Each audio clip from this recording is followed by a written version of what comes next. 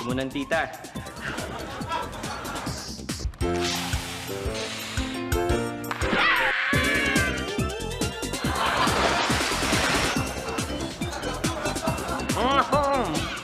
Hoy, halika, sumama ka sa presinto. Sir, bakit ano kasalanan ko? Anong kasalanan mo? Hindi ba alam bawal magkalat dito? Ayan, oh.